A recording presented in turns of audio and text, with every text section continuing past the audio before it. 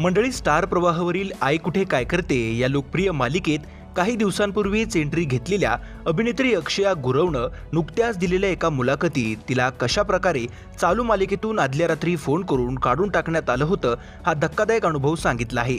अभिनेत्री म्हणाली, गेल्या वर्षी माझ्या नवऱ्याचं ऑपरेशन झालं होतं आणि आम्ही दोघंही एकाच इंडस्ट्रीत काम करतो। ऑपरेशन झाल्यानं तो जवळपास 5 ते 6 महिने घरी होता आणि त्या काळात माझ्याकडे काहीच काम नव्हतं। मी काही लोकांना सांगितलं होतं की प्लीज मला काम द्या।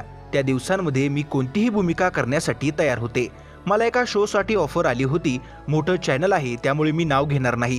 त्यांनी मला फायनल केलं, लुक टेस्ट, मॉक शो झाले, संपूर्ण प्रक्रिया पार पडली आणि अचानक आदल्या रात्री मला फोन करून सांगितलं की तुझ्याबरोबर आम्ही काम करणार नाही, आम्ही त्या पात्रासाठी दुसरी अभिनेत्री कास्ट केली आहे।